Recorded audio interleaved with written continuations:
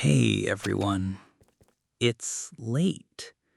The world is quiet, and if your mind is still running, you're in the right place. I've got some dark, compelling stories for you tonight. Stories to get lost in. So just get comfortable, turn down the lights, relax, and let's begin. My 32 of husband, 36M, staged an intervention after I told him I wanted a divorce. I've been married to my husband, 36M, for 6 years. It's my first serious relationship. I love him, he's funny, charming, and intelligent, and we share a lot, but he's always been a little hot-headed. Some context first. A few months ago, a situation at work went badly, and I fell into the burnout. I'm autistic, and the burnout has made my executive dysfunction much worse. I've been on sick leave ever since. I have very little energy. Even basic things leave me exhausted. I sleep a lot, socialize very little, skip meals. I know it's bad, but I'm doing my best. My husband has been very frustrated that I'm not respecting his needs. We don't have sex, I don't cook every day, and the house isn't as tidy as he'd like. Multiple times, I didn't take care of things while he was at work, so he yelled at me. Others, I made him ignore me for hours. I tried to explain that I was struggling too, but he replied I was using my situation and exaggerating my symptoms for attention. I tried to push myself to meet his needs and keep up with the house, but every time I quickly got too tired and had to stop. I tried to tell him, but he said he didn't want to hear it because he has enough on his plate. I never know if I'm going to make him angry. I have been crying almost every day, and I don't know if it's the burnout or if it's because I can't be there for him. I felt like it would be better for both of us to take a break. He refused and said that as his wife, it was my legal duty to be there in sickness and in health. 2 weeks ago, I finally told him I wanted a divorce. He had a meltdown, and he yelled for hours, saying I was just confused because of my mental health. He apologized later and said I shouldn't act irrational like that. I hesitated for a few days and I told him I still wanted to leave, and he had another meltdown. Yesterday, I woke up and went downstairs to find my husband, his parents, and my parents all waiting for me. They said they were extremely worried, that they never get news except for my husband. He reported to them he was scared for me because I was isolating and harming myself. They told me it was okay to need help, that I needed stability. They said they were all there for me no matter what. I cried the entire time. I felt cornered, humiliated, and defensive. I felt like that was not normal, but now I don't know what to think. After they left, he said he contacted my GP and psychologist to let them know how bad it is, and booked an appointment with a psychiatrist on my behalf. He said they all care about me and want to help me be myself again. Part of me still wants to leave, but another part of me wonders if they're right. I still love him, and I'm definitely not at my most stable right now. I am in the fog. To be honest, I feel really selfish and guilty about all of this. I'm completely overwhelmed. Could you guys give me an outside perspective on this? Thanks a lot. Edit. Thanks, everyone. So many replies. I am grateful. I can't answer everyone right now, but I can give a few thoughts and infos. I see my GP every 2 weeks. I was on Cipralex, but we had to stop because of side effects. Now we're trying mirtazapine. I had already seen a therapist before a few years ago, and my husband called her and my GP yesterday to tell them I needed help before booking the appointment with a psychiatrist he found. I'll go to the appointments and give them my perspective. I have an okay relationship with my parents. They see me as fragile and don't always understand the autism. I think I will try to talk with them about what was going on and ask if I can stay with them temporarily and get better before deciding on the divorce. I'll rest for now. This is a lot to take in. Thanks, everyone. I, M21, had sex with a friend, F21. How do we proceed? To give some backstory, me and some friends, 3 guys, 4 girls, went a trip together last week. We rented out a 3-bedroom Airbnb and divided the rooms as such. Guy A and girl A were in the first room. They're a couple and the only people in a relationship in our friend group. Guys B, me, and C in the second, and girls B, C, and D in the third. Throughout the week, we went out and partied a ton. So by the time the weekend hit, I was burnt out and extremely sleep deprived. So I told everyone else that on Sunday night, I was going to stay in while they all went out. After saying I was going to stay in for the night, girl B also decided she was going to stay in. After everyone else had headed out for the night, we both decided to make a quick dinner together before going to bed relatively early. After making dinner, we both went to our rooms to shower and get ready for bed.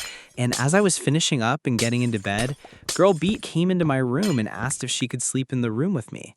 She rationalized that when everyone else got back home, they'd make a ton of noise and she really wanted to sleep.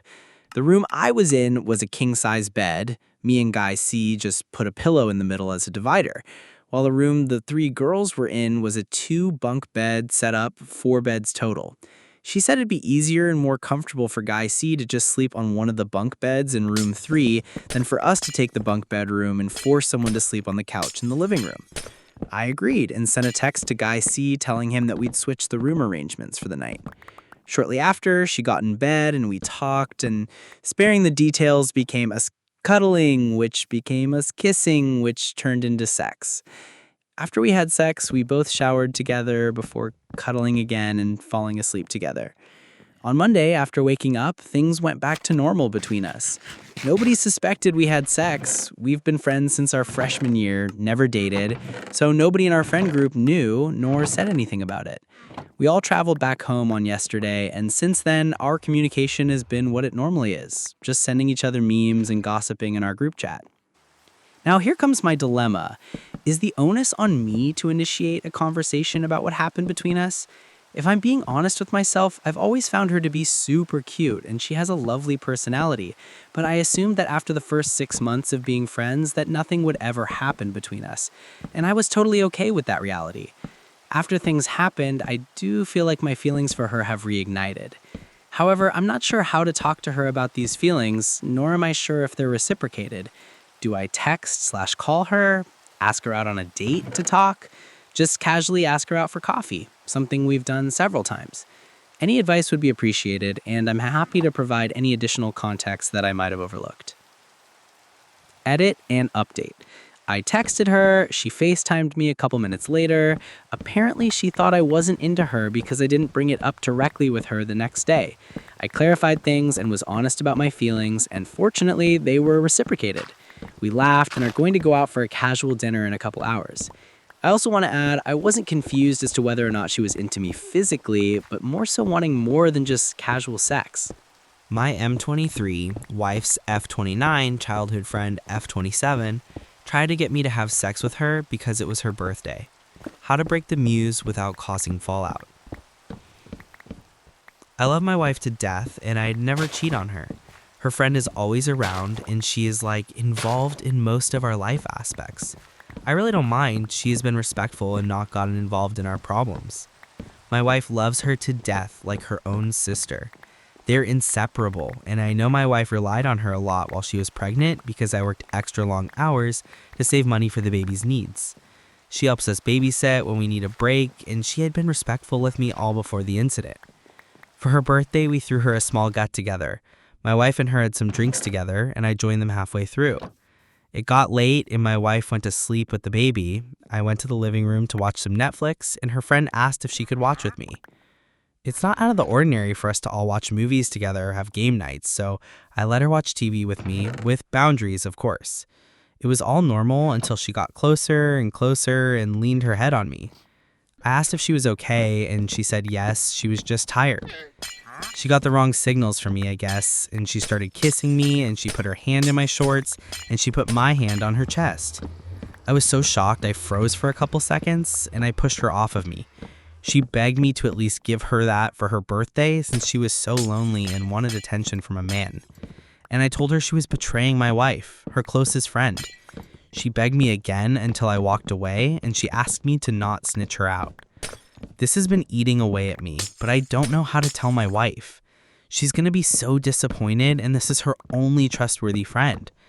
I am so disappointed in her friend myself. How do I let my wife know this happened? I don't want her to find out later and think I cheated on her. Edit. I did tell her last night and things all went backwards. I got kicked out of the house, and if my wife decides she doesn't believe me, then I might be losing my family. I posted an update just now because I am at loss for words. Yes, I ended up telling my wife what happened, and I listened to you guys and woke her up to tell her. I told her every single detail, and she sort of doubted that nothing happened between us, so in her mind, she thinks I fucked her friend. But I didn't. My wife has full access to my phone and my location 24/7, and we have the cloud family set up, so I have nothing to hide. Y'all were right. She said I should have told her when it happened, and I reassured her a dozen times nothing happened. But she said she needed time on her own, and she called up her friend and gave her hell too. She asked me to leave the house for a couple days, and last night I slept in the car, hoping she would tell me to come back. Nope. Her friend texted me and asked to talk, so she called me on the phone. I argued with her about why she would do something like that. She apologized, and she told me she just kind of caught feelings for me because she saw how well I treat my wife, and she wants what I have with my wife. She knows I got kicked out, and she keeps calling me and telling me I could stay at her place while my wife cools down. I'm not so sure on her intentions, though. What can I do moving forward now that I'm sleeping in the car and my wife is doubting me? Edit. I think my wife is done with me. Things happened, and I'm pretty sure she wants to divorce me. I, 25 female, miscarried, and my brother-in-law assaulted me. I don't know how to tell my husband, 28 male. I have been with my husband, 28 male, for 4 years, and we've been married for a little over a year now. Our relationship is amazing. He is my best friend, and I love him deeply. My husband has been serving in the military for about 7 years, and he's always been dedicated to his career. Earlier this year, he lost one of his closest friends to suicide, which completely shattered his world. Watching him grieve was heartbreaking. He was crushed and carried immense guilt. A few weeks after he left for his current shift, I found out I was pregnant. It was completely unexpected because we were careful and not trying. We had talked about starting a family eventually, but it was not on the radar just yet. I was very scared and anxious. I had just started my new job, and with my husband away, having a baby in the middle of all of that was not ideal. But after a few appointments, I started to love the idea of having a family. After everything he had been through, I thought this could be a blessing. I planned how I would tell him in a sweet, meaningful way when we were scheduled to meet up in a few weeks. Then, a couple of days after my second appointment, where my OB told me things looked okay for such an early stage, I started having complications. I ended up losing the baby. I was devastated. I felt blindsided and betrayed. I had imagined this future with him coming home to me and our baby. I imagined the joy on his face when he found out and how this new chapter might help us both heal. Instead, I was left with immense grief and alone because I had not even told him yet. I feel stupid because we had talked on the phone and a few video calls, but I never said anything. I wanted to surprise him in person and hug him when I told him this news. None of that would happen. I felt so heartbroken and alone. I did not have the courage to tell my husband about the miscarriage, so I decided I would tell him once I came to terms with it. I know now that was not the best choice. During this time, my brother-in-law, my husband's younger brother, who lived in the same city, helped with some health insurance stuff, which felt like such a relief. Given how emotionally fragile I was, I did not think twice about accepting his kindness. He began checking in regularly, offering to pick up groceries, dropping off food, even driving me to a couple of my follow-up appointments when I was too weak and emotionally wrecked to do it alone. He never pushed or pried. I thought he was just trying to help me and be a good friend. I was deeply grateful. A few days ago, he showed up with takeout from one of my favorite places. I hadn't eaten properly in days. I was emotionally drained and did not have the strength to say no. During our conversation, he said something about how lonely I must feel. I gave him a weak smile because it was true. I did feel lonely without my husband. We started talking about something else when he mentioned it again, to which I responded, "At least I have you," just to show gratitude for his help these past weeks. Then he said something along the lines of how I shouldn't be alone, and he could help me with that. I felt weird because technically he had been helping me, but it was his tone. It did not feel like kindness anymore. I stood up and went to the kitchen, saying I had dishes to do, trying to brush off the conversation. A moment later, I felt him behind me, so close I could feel his breath near my neck. I froze. Before I could turn around, his hands were on me in ways that made my skin crawl. I said his name sharply, trying to make it clear this was not okay, but he didn't stop. I will not go into detail because I'm not comfortable even thinking about it. All I can say is I pushed him off and was crying. I don't remember if I said the word no, but I was saying stop. I was terrified and frozen. He kept telling me that I was grieving and that it was okay. I wanted him off me, but I couldn't move or scream or do anything except cry. Then I think I collapsed and fell to the floor, which is when he backed off and looked at me in a way that made me even sicker. There was no guilt or panic in his eyes. I just kept shivering and hyperventilating until he left. I locked all the doors after that and was just on the floor sobbing and shaking. This wasn't some stranger. This was my husband's brother. Someone who had seen me cry over the baby I lost. Someone who pretended to care. Someone I trusted. It's been 10 days. I feel dirty and broken. I keep having nightmares that all start with me opening the door for him. I regret letting him in. I throw up when I see the groceries he bought. I can't get in my car because he drove it. I avoid the kitchen because that space feels haunted. I know I need to be grateful for the help he gave me, but I don't feel any gratitude or anything positive for him anymore. I've been thinking a lot about telling my husband, but I'm terrified it will break him. He's already grieving so much. I know by not telling him I'm making the same mistake I made with the pregnancy, but I can't bring myself to say the words. I'm close with my ML and SIL, and I don't know how I could tell them. How do you tell a mother or sister something like this about the person they have loved and trusted their whole lives? What if they don't believe me? I don't think I could handle that. I know none of this is my fault, but I keep blaming myself for accepting help or not seeing his true intentions. I just feel unsure and confused. His brother is at the moment acting like nothing ever happened. Radio silence from him, except he texts, "Am I okay?" and he's there if I need anything on separate days. I didn't respond because it's just weird. How could he act like nothing happened and ask me that? I feel like my whole life was... I don't even know. I know there's a lot to the situation that I don't have the energy to address right now, like changing locks or adding security measures, navigating our shared social circles, thinking about reporting this.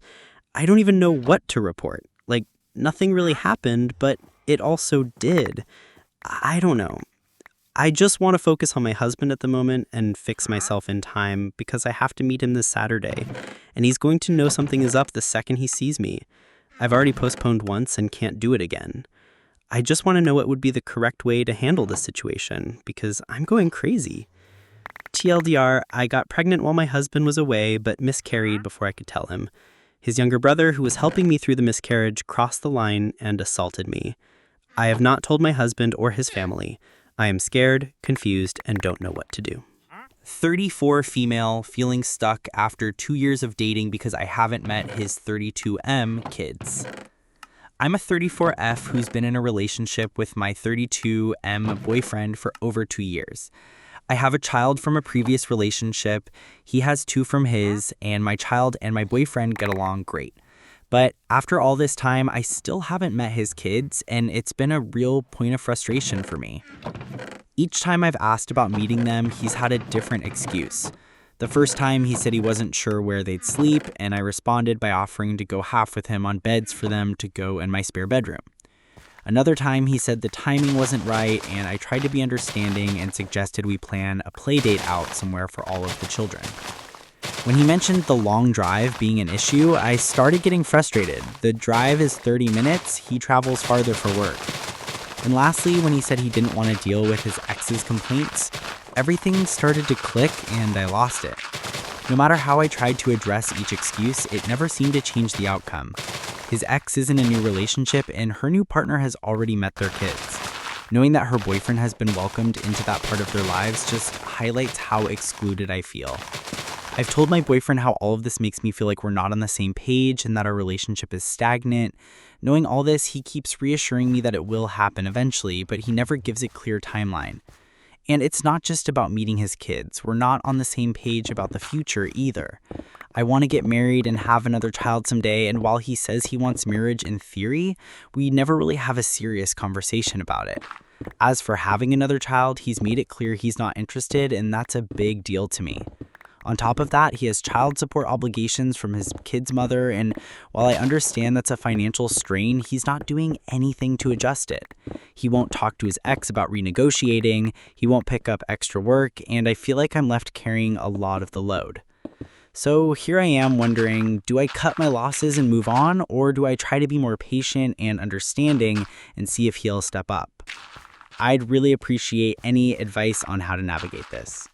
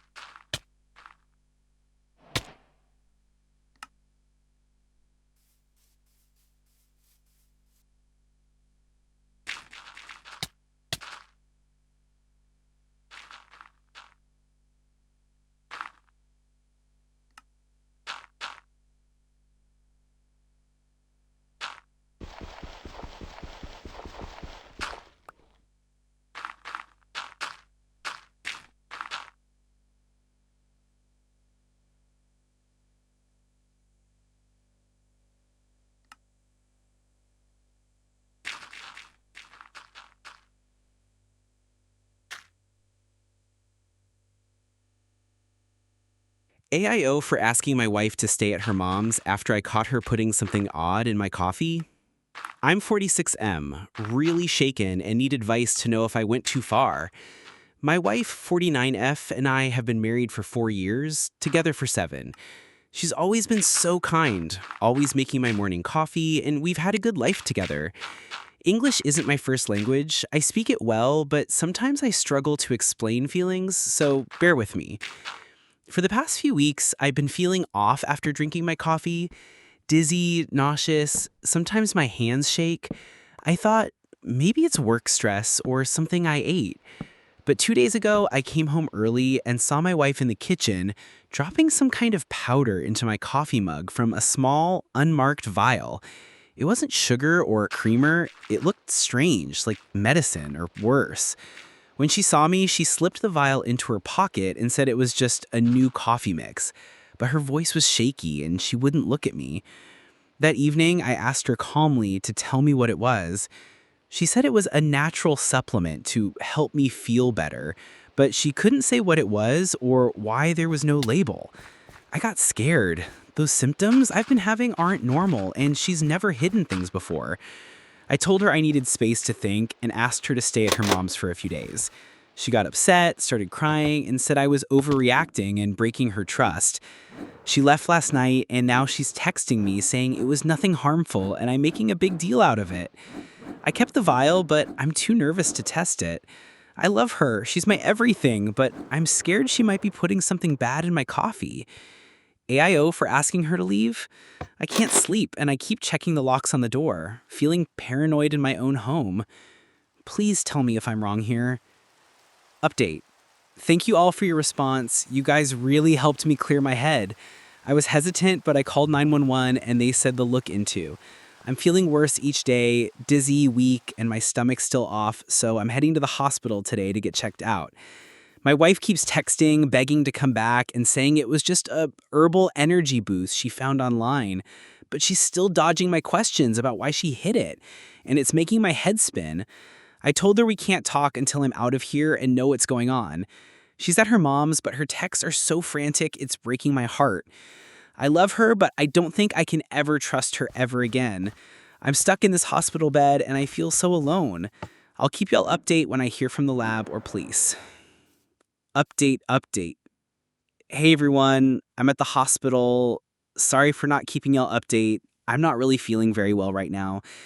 Thanks so much for all your comments and supports. The doctors ran some tests and said there's something off in my blood work, but they don't know exactly what yet. They're sending samples to a lab and it'll take a couple days to get results. They told me to stay here for observation because my symptoms, dizziness, nausea, shaking, so it's getting worse and very quick. I gave the vial to the police when they stopped by earlier, and they're testing it. They didn't say much, but their serious faces freaked me out. My wife keeps calling and texting, sobbing, saying she's so sorry and it was just some herbal remedy from a friend to help me. But she's still dodging my questions about why she hid it, and it's making my head spin. I told her we can't talk until I'm out of here and know what's going on. She's at her mom's, but her texts are so frantic, it's breaking my heart. I love her, but I don't think I can ever trust her ever again. I'm stuck in this hospital bed, and I feel so alone. I'll keep y'all update when I hear from the lab or police. Am I the asshole for putting my hand over my SIL's camera at my own birthday dinner after I told her no filming? I, 20 female, had a small, beady dinner last weekend with my husband, 31 male, SIL Lena, 27 female, mother-in-law, and 2 friends at a normal but nice place.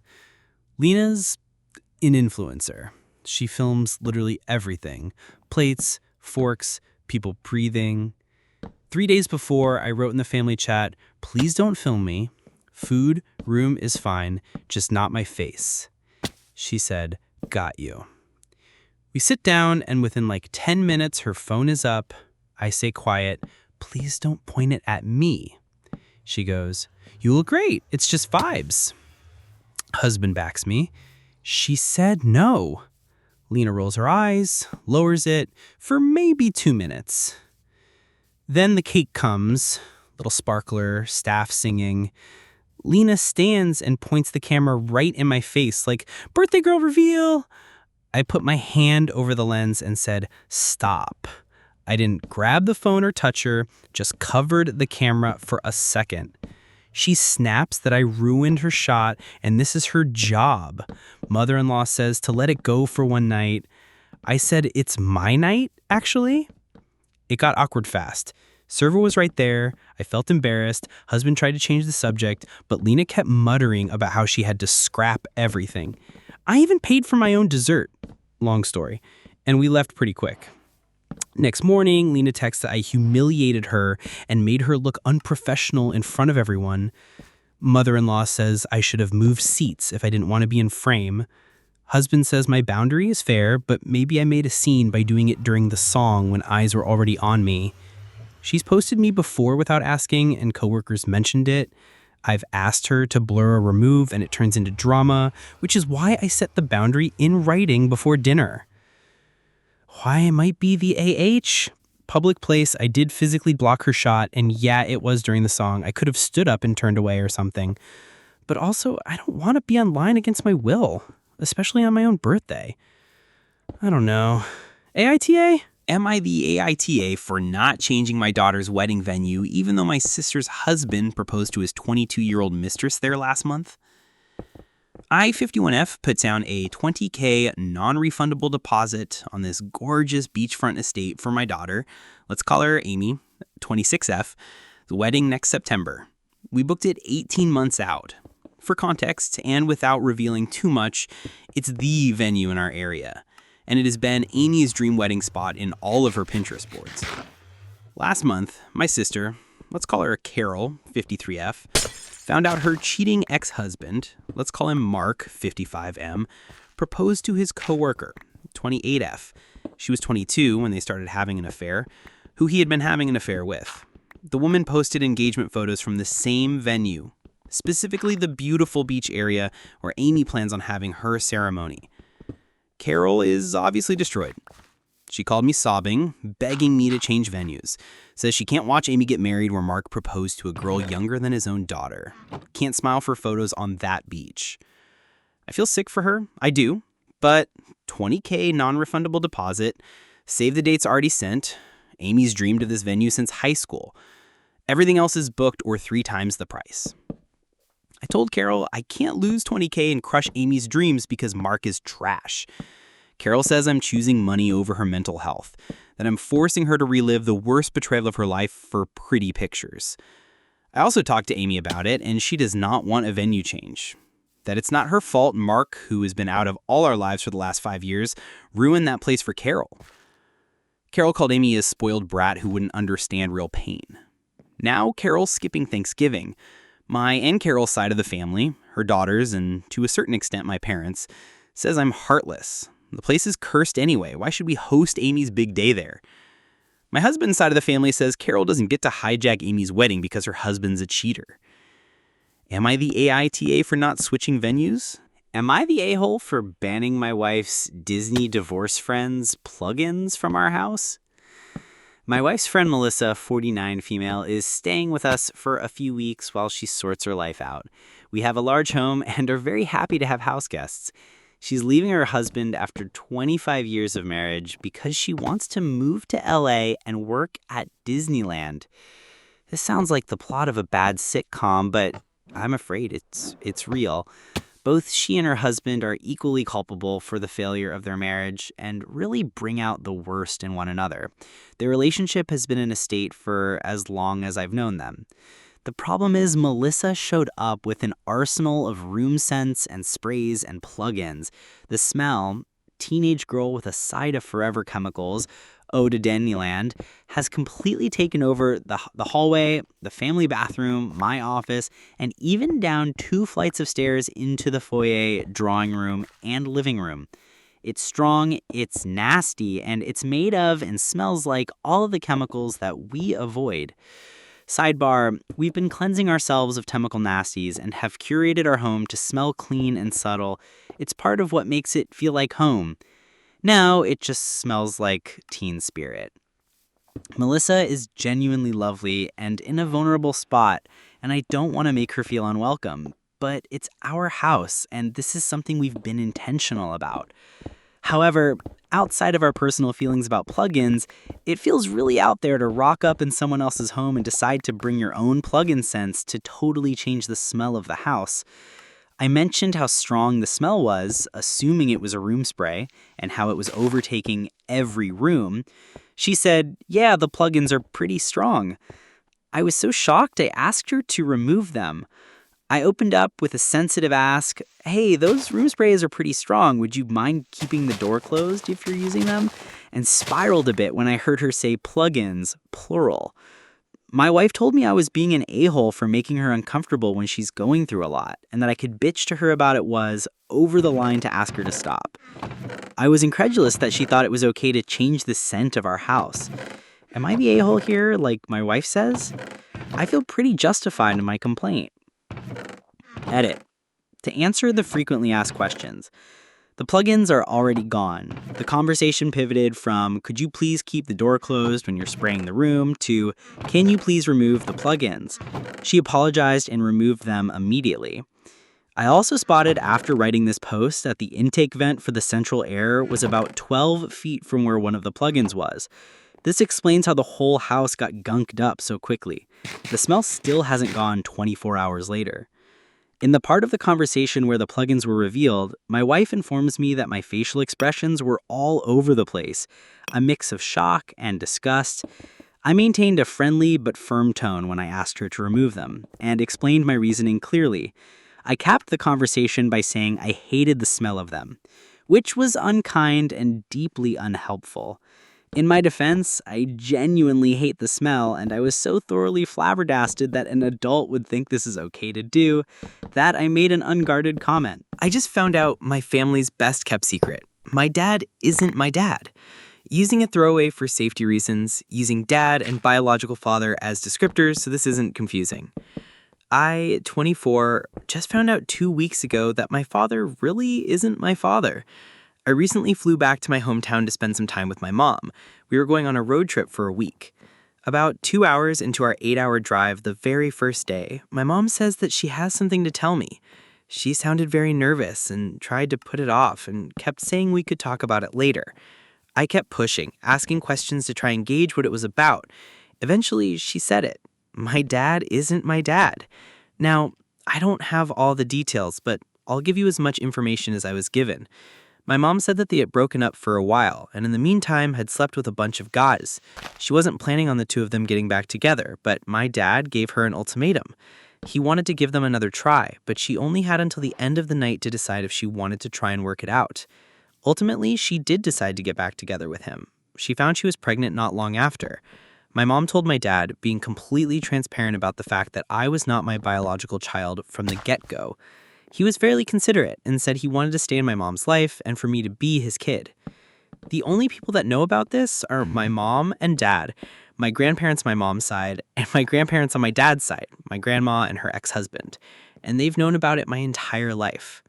My biological father does not know I exist. My mom knows who he is, but they do not keep in any sort of contact. I have 2 half-siblings I don't know about. I asked my mom why she hadn't told me sooner. She said she was worried I wouldn't look at her the same. We talked through it, and I'm not in any way upset with my mom. She said she wanted to tell me when I turned 18, but my dad said not to tell me. When I was 19 and planning on moving states to live with my dad, who had just recently moved, and near his side of the family, my mom brought up telling me again, which my dad said no again, for the second time. My parents have been divorced since I was 4.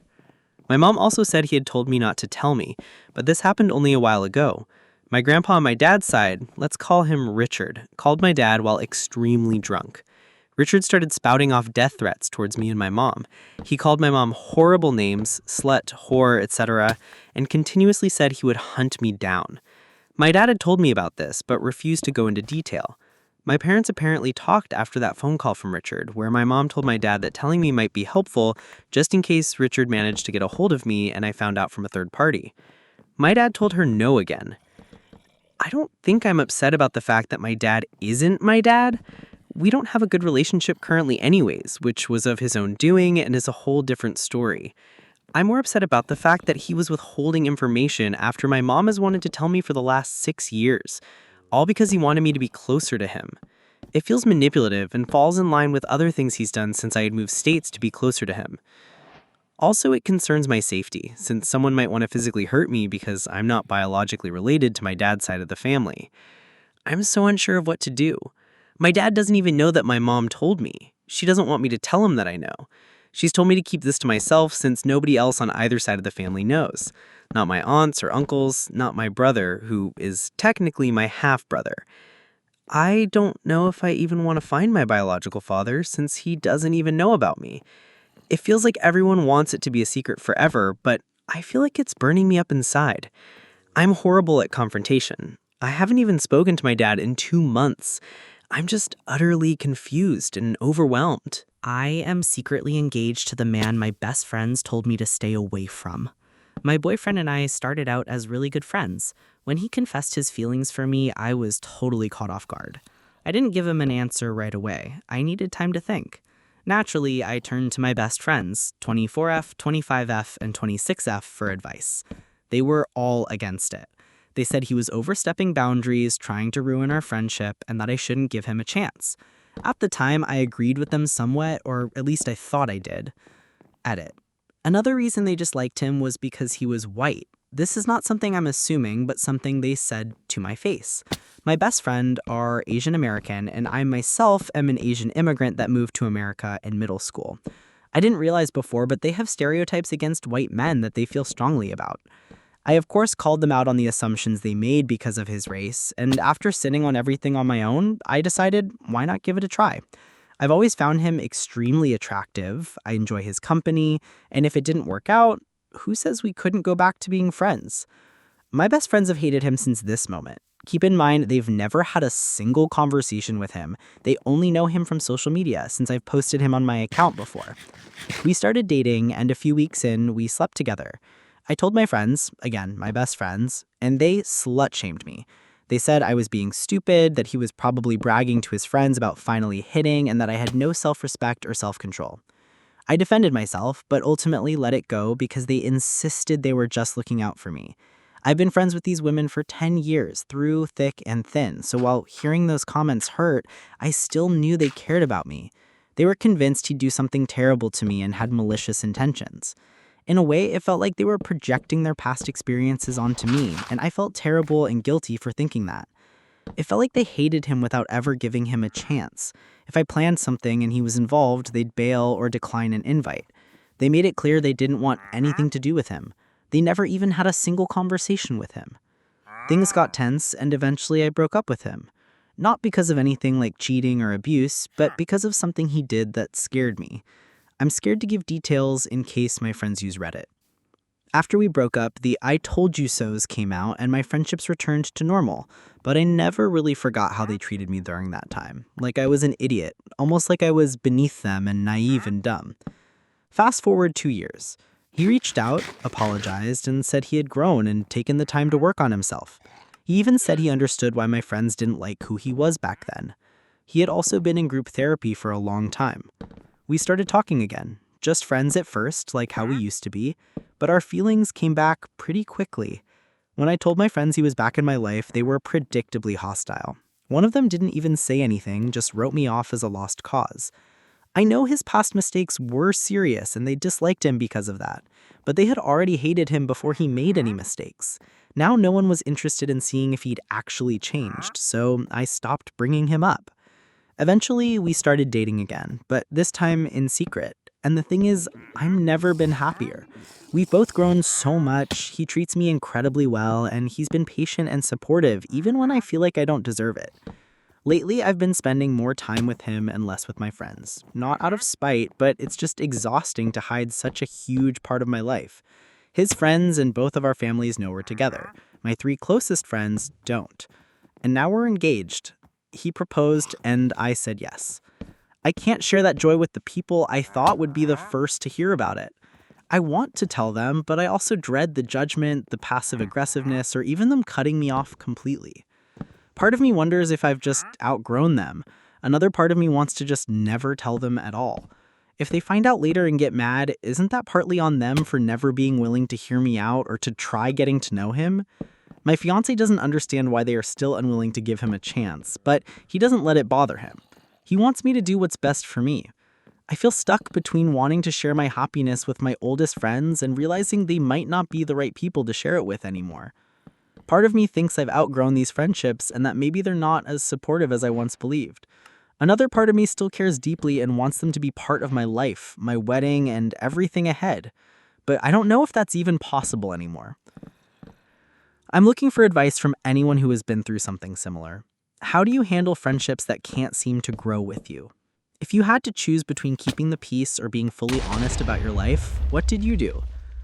I'm completely lost on how to navigate this situation. TLDR, I'm engaged to someone my best friends hated. They don't even know we are together now because they've been too afraid of their judgment. I don't know if I should tell them or accept that these friendships might not be right for where I am now. Edit. A couple of you let me know it's hard to give proper advice without knowing what my fiancé did. You're right. He got in trouble with the law for reckless driving during an argument, essentially putting himself and me in danger. The argument was about a pregnancy scare I had. I don't know exactly how fast he was driving, but once pulled over, he was arrested immediately and the cops were furious. This led to me breaking up with him almost instantly. I'm sorry for any problems with this post. English isn't my first language, and I wrote this pretty quickly, so I'm trying to fix any mistakes now. My ex got revenge on me in the worst way possible, and I have no way to clear my name. Last year, I cheated on my ex-girlfriend of 8 years with a colleague who I now have a 3-week-old son with. I have no excuse. It cost me my job and the majority of my friendships, along with the love of a good woman. I deserved it all, and I have never expected any sympathy for my actions. Annie delivered my stuff to my parents' house before I even knew she knew about the cheating. She didn't even confront me. She just cut me out of her life without a word. I messaged everyone we knew begging them to ask her to talk to me, and I sent hundreds of messages telling her how much I regretted everything and wanted her back. I never got a response. Jess saw the messages, and it obviously caused issues between us in the beginning, but she fell pregnant quickly, so we moved past it for the sake of our family together, which we both wanted. I am 100% committed to the relationship and haven't even looked at another woman since things settled down. In the final stretch of Jess's pregnancy, about a month ago, I saw Annie in a shop for the first time since the breakup. She was pretty cold towards me, but said that a few months ago she found a keychain my granddad got me when I was very young. It's not valuable, but she knows it means a lot to me, and she said I could come collect it the following Saturday morning.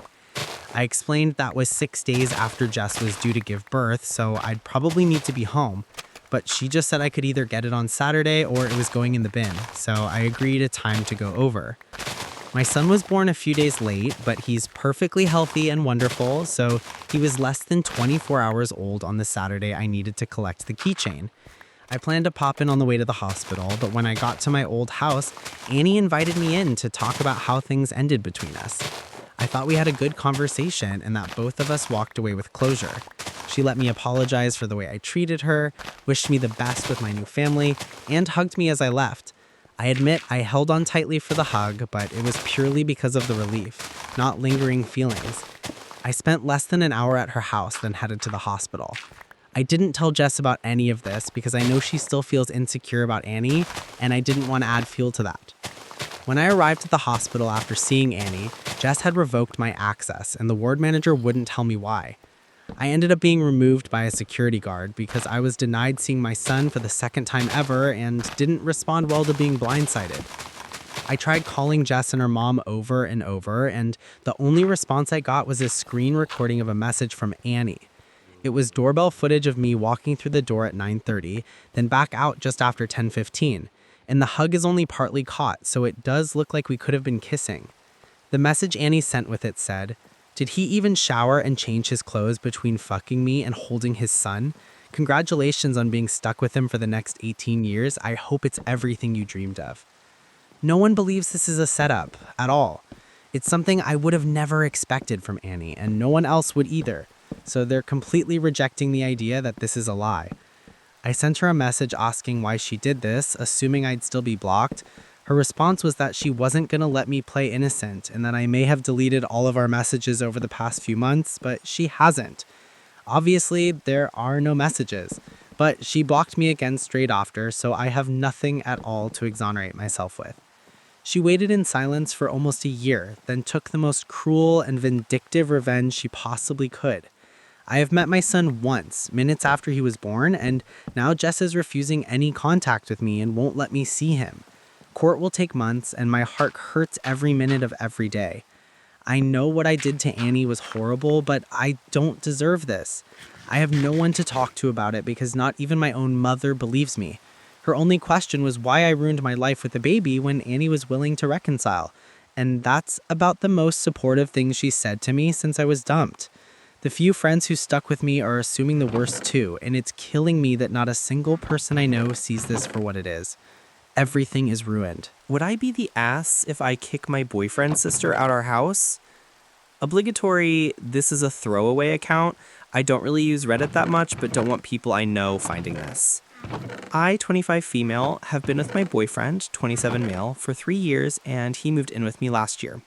Everything was going great until last Christmas when his parents announced they were selling the family home and downsizing, but they wanted to go on one of those 6-month-long cruises around the world. Fine, whatever, they can do what they want, except they have a younger daughter, Emma, who is 18. Completely unbeknownst to me, my boyfriend had agreed to let Emma live with us until she moved away to uni. This led to a lot of fights between my boyfriend and I because I didn't want Emma living with us. Despite all this, she moved in after the house sold in February. It has been hell. For starters, our house might have 3 bedrooms, but only one was used as a bedroom.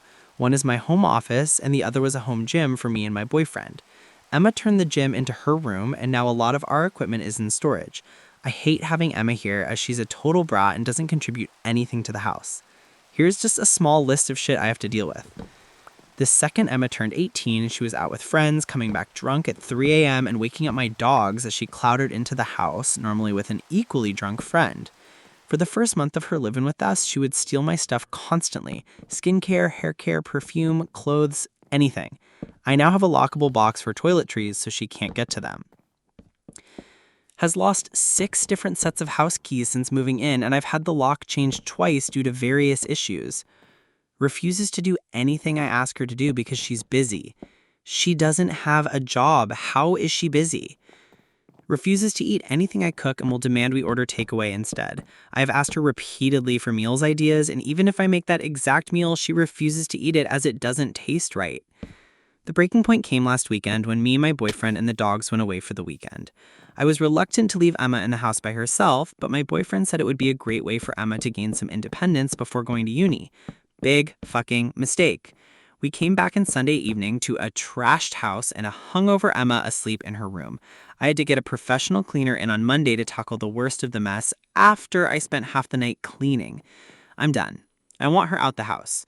I thought I could deal with this until she moved away in September, but I can't. Especially now that she's talking about putting her place on hold for a year so she can go traveling and use our house as a base. No, I want her gone and out ASAP.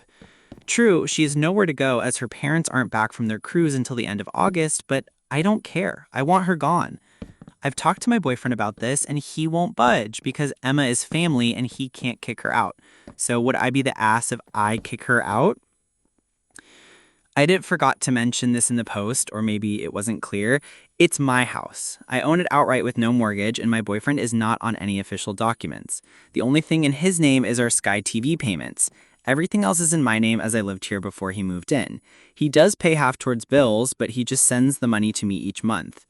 I'm going to try and talk to Emma and my boyfriend's parents. I've sent them a text message asking to call me ASAP. I'm also reaching out to Emma and my boyfriend's older sister to see if she will take Emma in for a while. I doubt she will as they don't get along and she's a 2-year-old, but it's worth a shot. Edit 2. I am such a goddamn idiot. Firstly, thanks to all the comments, I've realized my boyfriend is not the person I want to be spending the rest of my life with.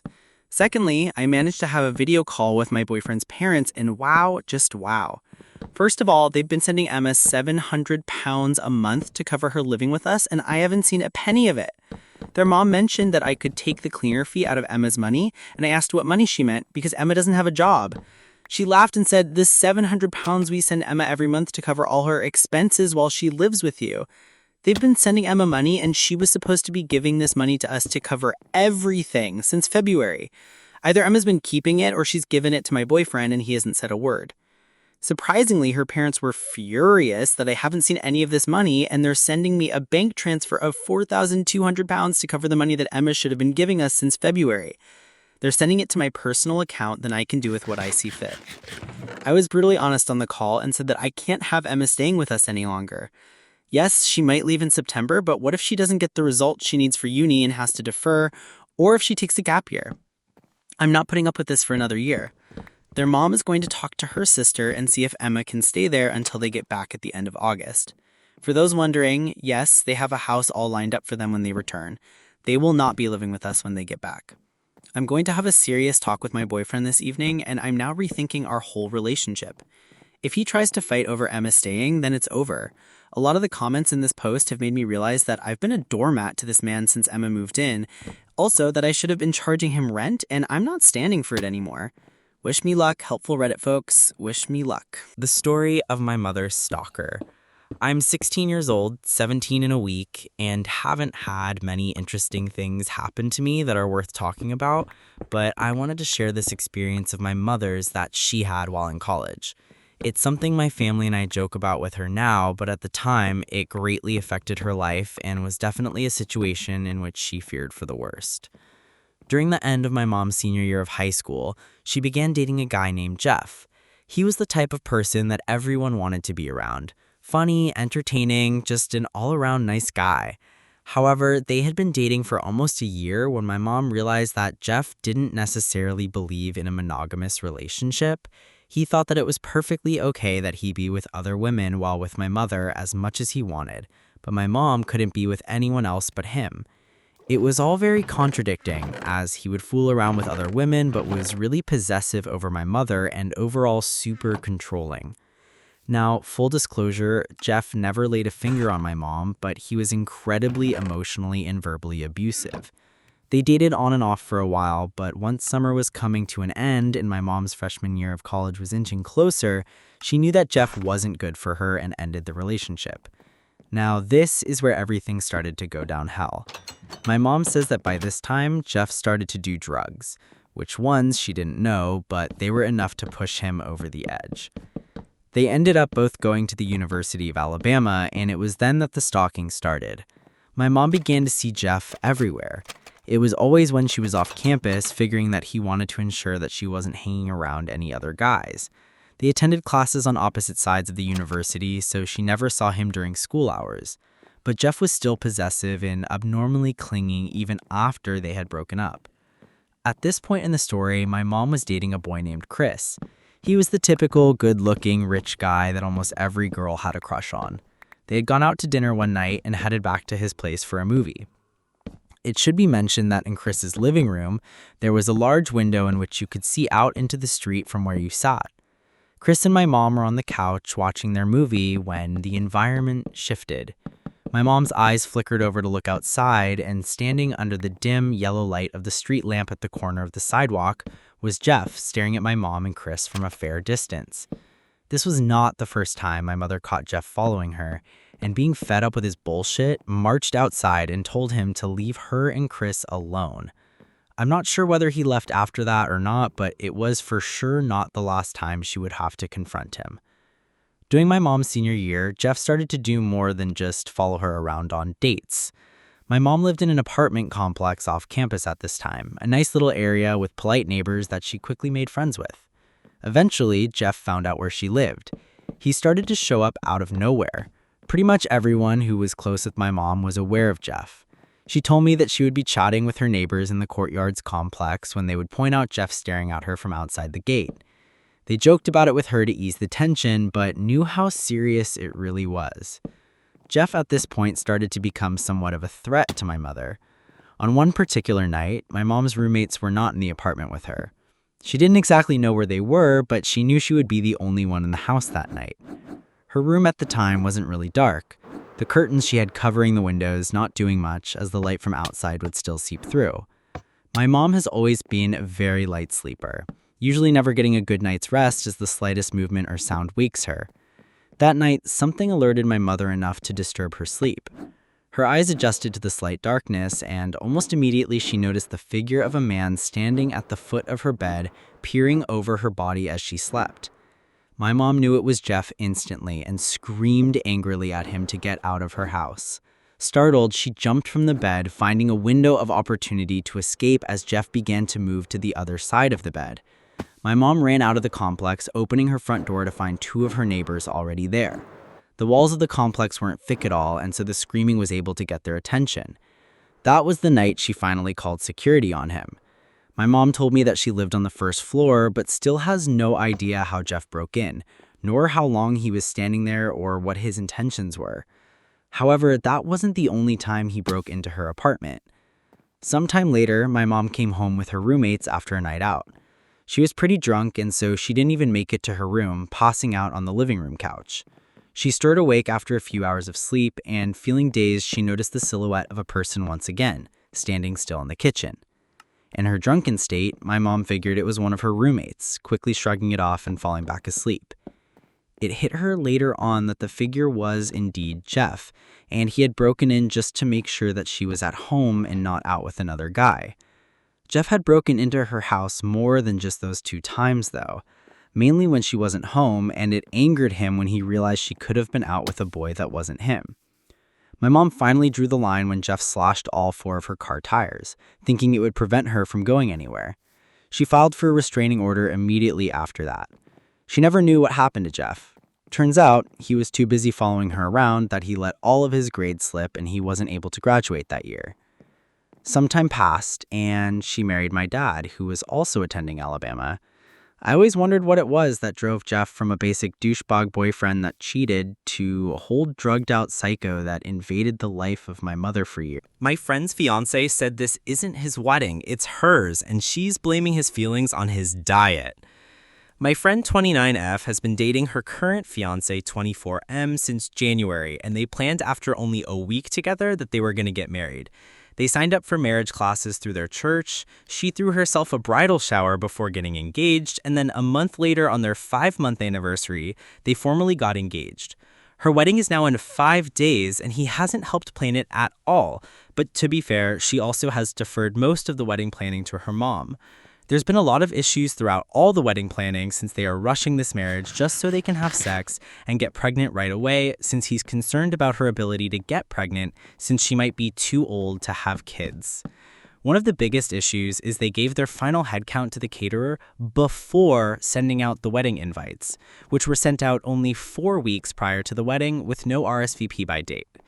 They estimated 140 people for food, but almost 210 people have somehow RSVP'd and they don't plan on ordering more food. The other issue is she wanted a small private ceremony with only immediate family, but sent out the same invite to everyone, which had both the ceremony time and location and reception time and location, so at least 100 plus people won't have seating at the ceremony since they don't know they aren't supposed to come to the ceremony. A few days ago, my friend and her fiance were hanging out with a group of friends from their church, and people kept asking if they were getting excited for the big day coming up next week. My friend told everyone, of course they are, but her fiance was quiet and just shrugged and told everyone, not really. This, of course, upset my friend. Later that evening, my friend had texted her maid of honor and asked if her husband was excited when they got married. The MOH responded that, of course, her husband was just as excited as she was. My friend in turn responded with, he wants to get married and wants to have kids, but told me he isn't excited about marrying me and he's worried, but he's been praying about it. When the MOH responded and told her that that isn't okay this close to the wedding for him to be saying that to her, my friend's response was, I read it's normal for some guys to just want to be married instead of being excited for a wedding. The MOH told her that she can't just believe everything she reads on the internet, and they really need to have a serious conversation about whether this marriage is really what they both want, because it is a serious commitment and it sounds like he isn't so sure about it. Unfortunately, my friend hasn't listened to any of her friends the last few months when we try to give her advice and help her, and her response to all of this is very concerning, with her replying with, he thinks it's a spiritual attack and he only told me because he wanted me to know, not to make me sad. He just isn't excited for the wedding stuff, he knows we will have fun the day of, and he wants to marry me and have kids, but right now he just feels off, and it could be a spiritual attack, or it could be because he's eating gluten and dairy lately and that's not good for him and messes with his mind. He also hasn't planned anything, so it's not his wedding, it's more mine. Don't worry, he wants to marry me and loves me and wants kids. He's just not excited right now. Absolutely speechless. I haven't heard of men questioning their entire relationship because they ate a grilled cheese sandwich, but I guess there's a first time for everything. Of note, this man does not have any food allergies and has never had issues with any type of food messing with his mind before. Our friend is just grasping at straws at this point to justify them still getting married. Can't wait to see how this wedding goes. Hopefully he doesn't ghost her at the altar based on his current feelings, but regardless, it's going to be interesting to see how this wedding goes with not enough chairs or food for all of the guests and the cross shot that ensues after. Edited ad. I can't believe I forgot to mention this in the original post. I think it adds more context to how ridiculous this all is. Her engagement ring was found on the floor of a grocery store. She found it and decided to keep it and give it to her boyfriend to propose it with. It's a non-traditional ring with a topaz stone, but likely a cheap ring since the metal is turning red and her finger is turning green. Also, the wedding is in 5 days and they have not applied for their marriage certificate yet. She didn't know they had to do that and assumed their officiant would get the license for them. My ex-roommate is obsessed with me, and it's been over 3 months. In my last post, I went a little bit on a tangent about the whole ordeal with my ex-roommate and how I came to leave. If you want to read that for further exposition, then it's on my profile. It's not necessary, however. I, 18FM, am in my second semester of my first year in college. For the first 3.5 months of college, I had a roommate which I did not get along with at all. We'll call her Meredith. In early November, I'd reached my breaking point and decided that the next I'd contact housing and explain the situation. I explained that I didn't feel comfortable in my own room, considering things such as Meredith's constant staring, how she'd let our suite mate come in while I was changing after I'd told them no, and how she kept breaking her own rules that I was bashed if I stepped even slightly out of line. So yeah, those are just some examples. Housing was so good though, and I was moved within 3 days. I could not have been more thankful. I got moved to an unoccupied room, so I didn't have a roommate, which was a nice bonus. I met my new suite mates and have since then gotten closer with them. They are good people. So are my room neighbors. All lovely girls. The big thing was that I got away from Meredith. Or so I thought. I became friends with one of my neighbors, we'll call her Kylie, and while we were talking, she revealed that Meredith had tracked down my new suite mates and written a 5-page paper about me. Kylie had been in the room and Meredith came over to my suitemate's room to read it. She had intended to turn my suitemates and Kylie against me. Obviously, that didn't work. Kylie even told me that despite being 5 pages, it was really repetitive and extremely redundant. My suitemates never brought up the pages, and honestly, I don't care if they do or don't. I'm not going to react the way Meredith wants me to. I get along as friends with my suitemates and Kylie, so her plan backfired. Moreover, Meredith and I unfortunately share some mutual friends.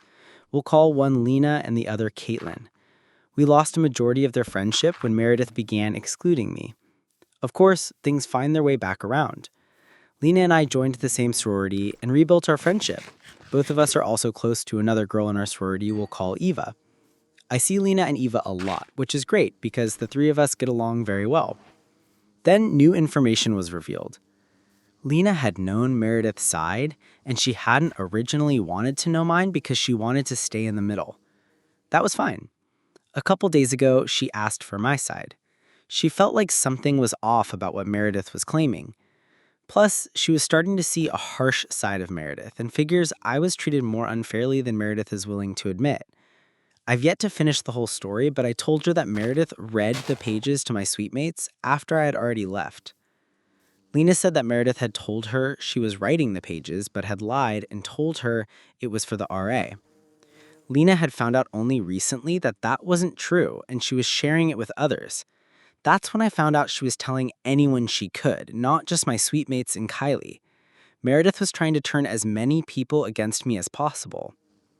Eva chipped in and told me she met Meredith one time, the day before she was telling me this, and it didn't take long for Meredith to bring me up. She was quickly talking about me to Eva, who knew me before this. She said it was painfully awkward because she hadn't even asked about me when talking to Meredith. She said she and Lena exchanged looks. Lena admitted she was starting to see the dark side of Meredith. I'd been waiting for her to see it since the drama first began. It's true what they say. The best revenge is often revenge we can't give. It's karma. It's been well over 3 months since I left the room, and Meredith still brings me up and talks to others about me. We're in college, and this drama is honestly exhausting. Caitlin, Wynn, and Eva have also asked to room with me next year. I shyly explained that it would be awkward if Meredith came over while I was there, so I'd just like a heads up. I told them I didn't care who came over, even Meredith, but I would like a heads up if it was my ex-roommate. I didn't tell them it was because I didn't trust she wouldn't try something, ranging from messing with something to taking something to straight up trying to harm me secretly. Lena told me I wouldn't have to worry about that because she'd go to her room rather than bring Meredith. This was comforting. Today, Meredith requested to follow my Instagram. My Instagram is private, so pictures and stuff can't be seen by people who aren't following me. I find it odd she's trying to follow, but it doesn't go against what I know about her low-key obsessing over me. This is minor, but just a little addition to the pile of things starting to freak me out. What do I do, if anything? I feel confident I'm not overreacting by any stretch, and I feel the word obsession is truthful.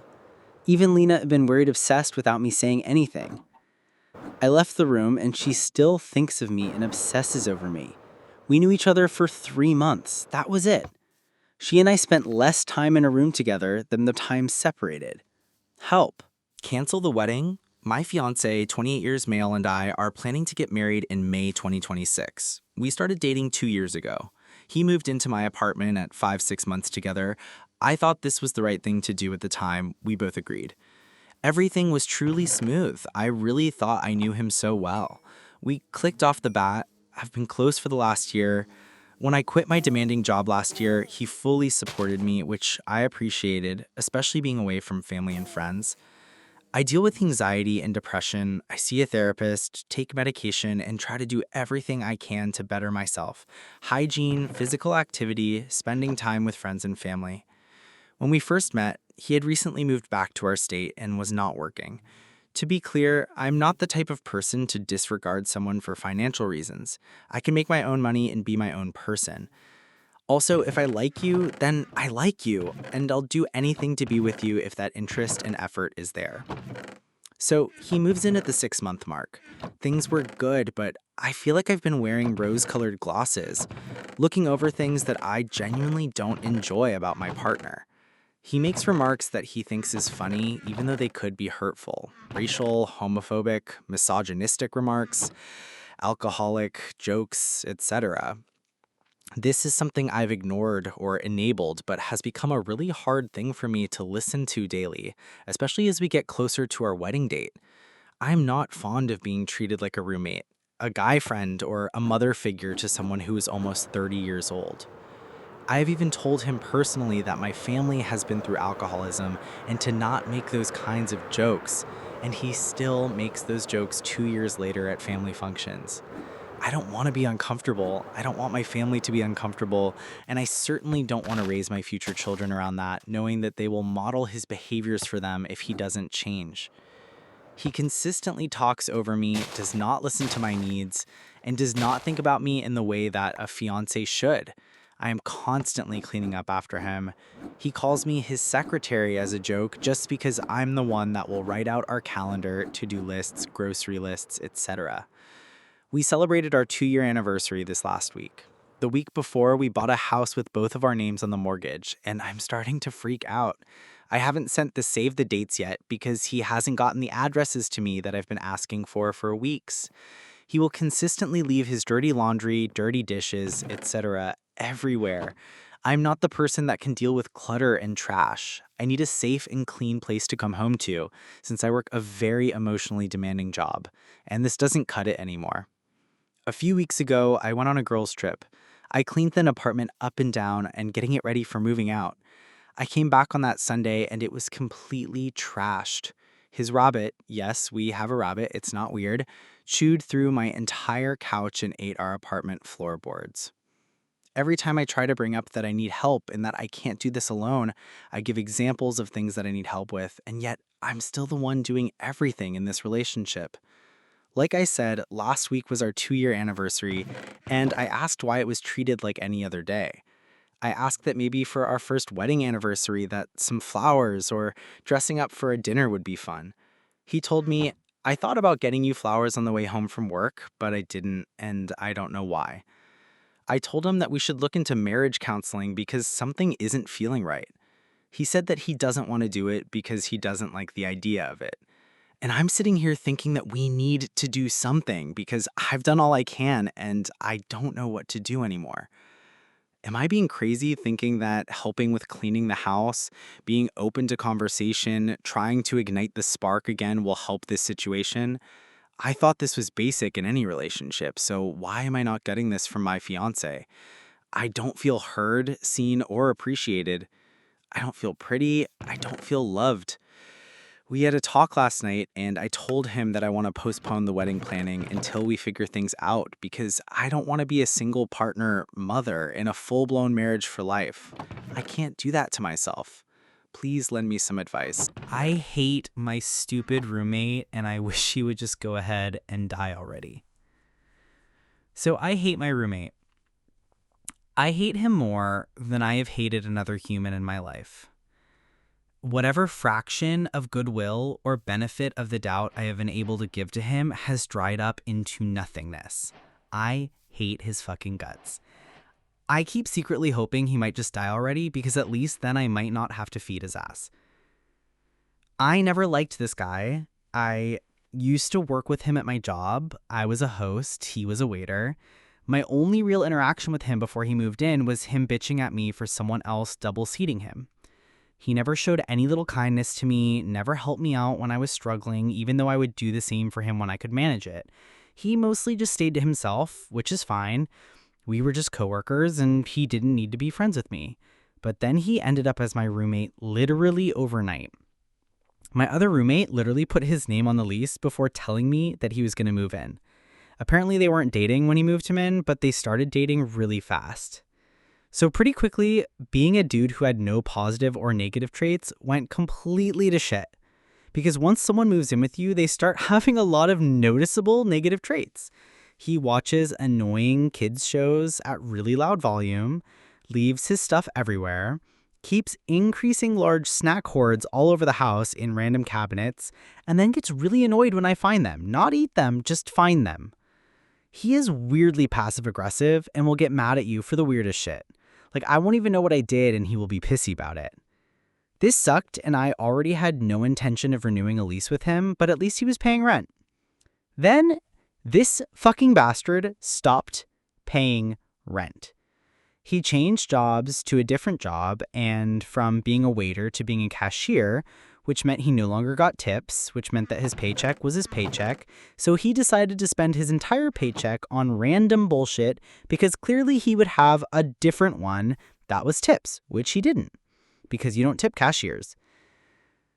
So he couldn't pay rent the first month, but he paid it back the second month.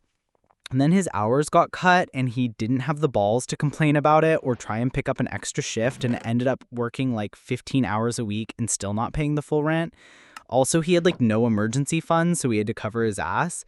I honestly am not sure if he had ever ended up paying the full month's rent on this place, because in December, he bought my other roommate, his girlfriend, a Christmas present that was a $200 piece of woodworking equipment. Then Casual stated, oh yeah, he was going to be short on rent that month. We live in a fucking apartment complex. Anyway, my roommate made him return it so that he could pay rent, which I'm pretty sure he was still $100 short on, but he was still pissy about how she didn't take his gift of a giant piece of woodworking equipment that you cannot use in an apartment in Strive. So his real gift was being a mopey bitch for like a week and a half. Then, in January, he got sick with organs hate you sickness. Don't get me wrong. I can't blame someone for getting sick and needing help from others. We all have bad days. That being said, I can absolutely blame him for the way he handled being sick, mainly like an entitled child. He didn't take the full batch of antibiotics, despite knowing that was a stupid idea. For several months, he made his girlfriend, who was working 3 jobs, call doctors and stuff for him because he not good at that stuff, until she just straight up refused to and suddenly was perfectly capable of doing it. He uses my roommate's car for doctor's appointments, but refuses to keep a calendar of when doctor's appointments are, and so she never knows when she is going to have her car. It has been nearly 7 months now, and he still hasn't filled out the disability paperwork, which is a total of like 4 pages of work. He can't work at his job anymore, but he doesn't do anything at all.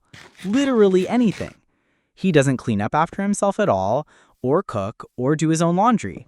And I know he can do it because he keeps taking my roommate's car out for joyrides at random. I would even take him doing something educational. He's barely literate, and rather than trying to learn how to read better, i.e. well enough to read his own paperwork, which he can't do, is rewatching shitty cartoon series at the top volume and playing Apex. Also, he's absolutely terrible at grocery shopping without wasting shit tons of money, which is a problem because every time he goes out, he's either spending my or my roommate's money. You might think the solution is for him not to do the grocery shopping, just like every other chore that he will not do. But for some reason, every time we are out of one thing, rather than waiting for a weekly shopping trip, we just run down to the local heavily overpriced corner store to buy a loaf of bread for $4. My roommate gave him money to spend on co-payments, on doctor's appointments, and he has come back with McDonald's more than once, and I'm about ready to kill him. He will buy her gifts with her own money, and they aren't even thoughtful gifts. It is not like, hey, here's this specific brand of hot sauce I know you like that is hard to find. It's literally just like teddy bears in chocolate. Not even good chocolate. It is bad chocolate that is filled with soy, which is something she's allergic to. He used to spend literally 24 hours a day in the living room. Like literally 24 hours a day. He would sleep and eat and hang out there. He made a huge neckbeard nest over the whole room with water bottles and trash and candy wrapper and fast food and video game controllers. When I told him it wasn't fair for him to monopolize the living room and covering it with literal piles of trash, he said that, "You can't make my bed a perfectly 45-degree angle? Do you know how much it hurts to sleep at the wrong angle after surgery?"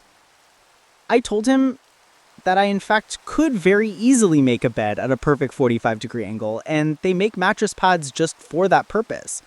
Also, the couch was not a 45-degree angle. Also, I'd already fixed his bed to be at a 45-degree angle by replacing the legs with some well-cut wood from the hardware store. He stormed off to passive-aggressively mope in his bedroom and wait for me to apologize for the sin of wanting my living room to not look like an episode of The Hoarders. It was the best thing that man ever did. It was so quiet, and I got to use the TV, And I log into a Zoom class while in the kitchen without the sound of Pac-Man the animated series blaring over my class. And the living room was clean, and the kitchen was clean, and there wasn't some hairy, shirtless guy screaming random things at the TV. I forgot how much this man made my house so completely unlivable. How he took over everything that wasn't nailed down and was constantly making noise and was constantly messing things up without cleaning them, and made me have to stay cramped up in my room all the time despite him not even paying any rent. Also, I forgot to mention, he smokes weed, like Bob Marley. And every part of my house smells like weed and the shitty lemon scent spray that he is thoroughly convinced covers the smell of weed, both of which he bought with money he owes me. I hate the stupid man. I hate how I'm constantly having to bend to meet his needs. I hate how I can't kick him out because his stupid name is on the lease. I hate how I didn't get a notarized document stating each person's share of the rent. I hate how he isn't even grateful. I hate promising repeatedly that he will totally clean, only to not do so and make me choose between clean up after his ass and living in actual filth. I hate how he treats my roommate like a piece of shit. I hate how he treats me like I'm being rude to him by being in my own goddamn house.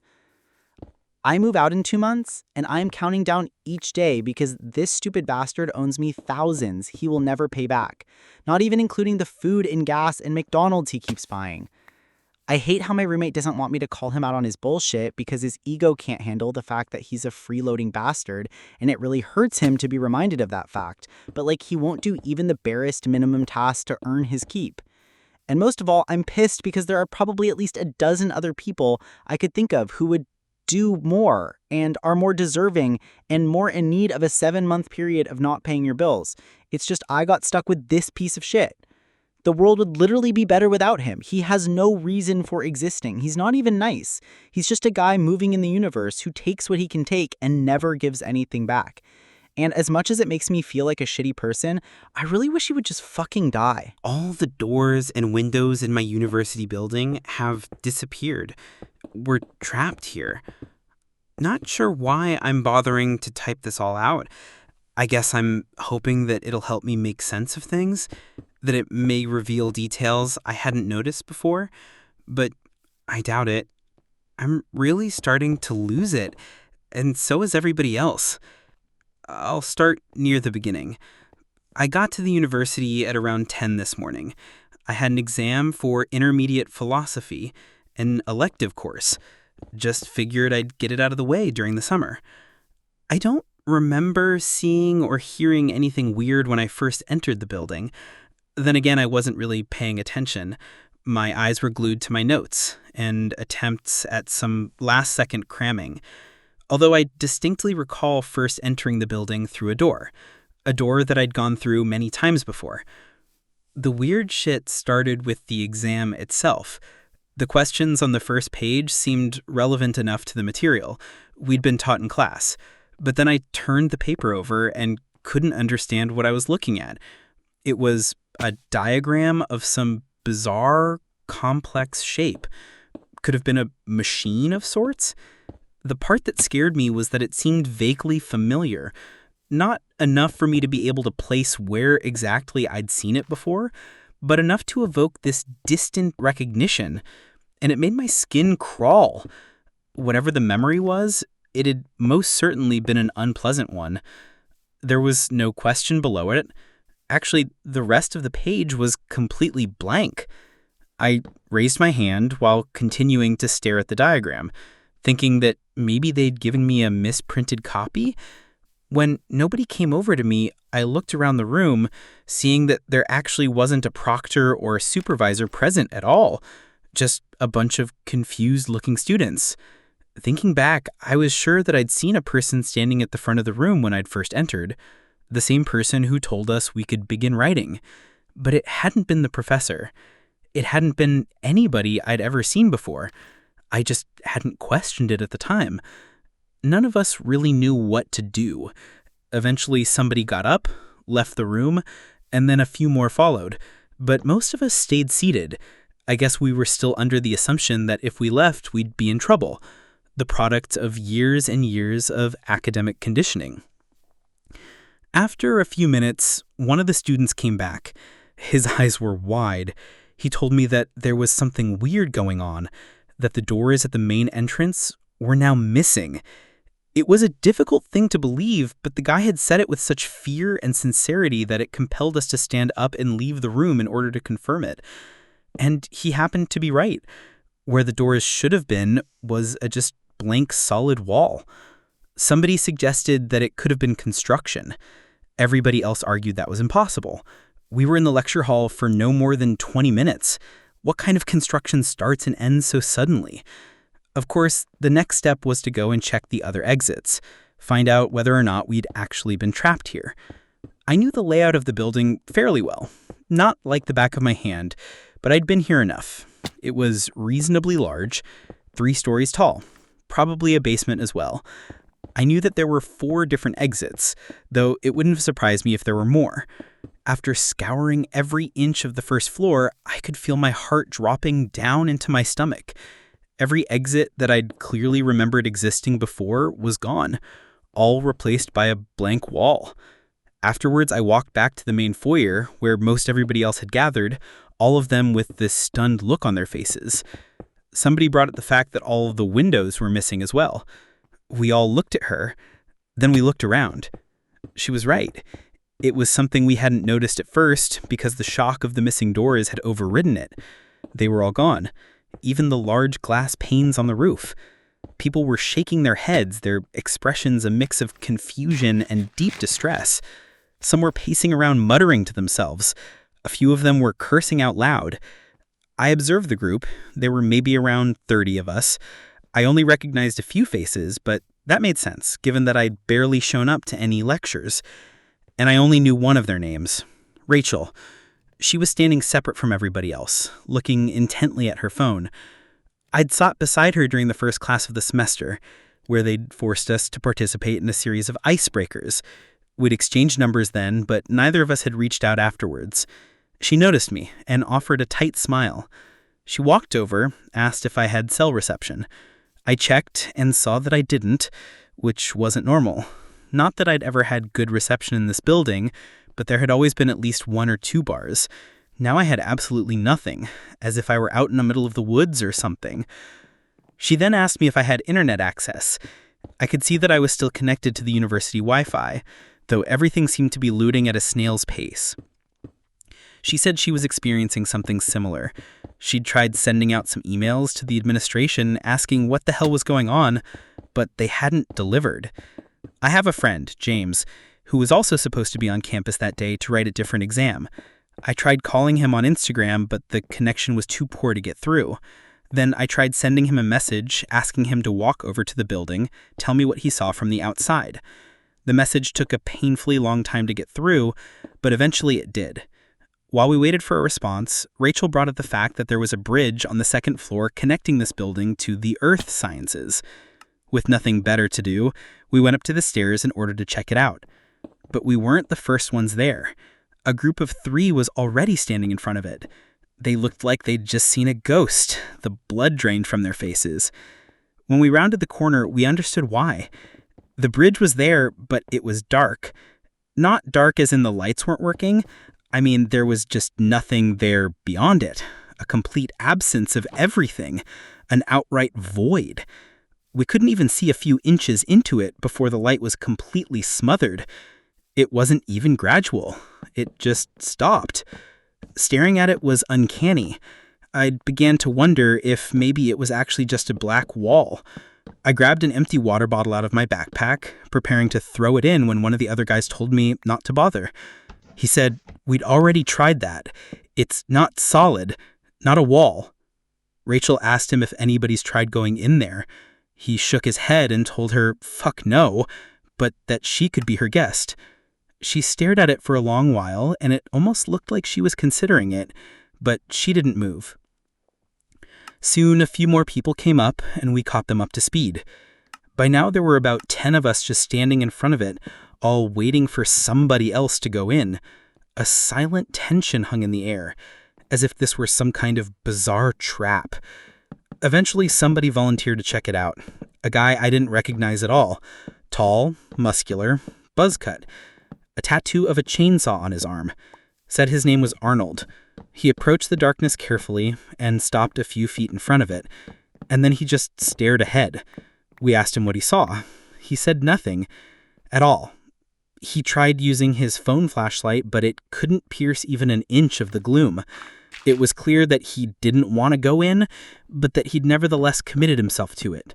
Finally, he moved. He was in there for about 5 seconds before he ran sprinting back out, and I mean sprinting like hell, all the way downstairs without sparing a moment to stop and explain what had happened. We looked in the dark, expecting something to come running out after him, but that didn't happen.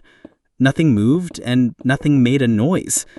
We went back down to the first floor and found Arnold hauling chairs from the cafeteria into the foyer. Somebody ran up to stop him, but he pushed them away, told them to fuck off. He began launching chairs at the drywall, tossing multiples in rapid succession, and then he picked up one and began using it like a blunt tool and smashing away. He'd become absolutely feral. Before long, he's excavated a human-sized hole. We ran up to him, tried to calm him down. He just went harder. Eventually, his body gave up, and he was forced to rest, and that's when he finally told us what happened in the bridge. He said that there were people up there. We glanced at each other and then asked him to explain. He took another deep breath, then told me that almost immediately after he'd walked in, he ran into something that was blocking the way. But it wasn't a wall or a random object. It was a person. A group of people, he realized, all standing perfectly still in the dark. He said he knew they were people because he could feel their skin. But now that he was thinking about it, he wasn't sure they actually were people at all, because the skin was cold and clammy. The texture was strange. He said he could hear them breathing, but that it was so quiet you had to be standing right in front of them to notice. He said that their breath smelled like rotting gasoline, whatever that's supposed to be. He said that they were whispering terrible things to him, things about him that they shouldn't have known. Once he'd recovered enough energy, he was smashing the wall again, and we could do nothing but stand in silence as we watched him. I didn't want to believe any of what he just said, but his fear seemed real. Something had definitely happened to him up there. Soon, a few others picked up chairs and joined him, which led to more, and then Rachel and I had chairs in our hands as well. We spent about an hour smashing away until we realized something wasn't right, because we should have been outside by now, but the wall just kept going, just endless drywall. We measured the distance between where we were now and where the wall started, nearly 10 feet, but maybe our sense of distance was just And with that, our stories for tonight have come to a close. I hope they gave your mind a place to wander, far away from any of your own worries. If you're still awake and you enjoyed our time together, a gentle tap on that like button would mean a lot. For now, sleep well and sweet dreams.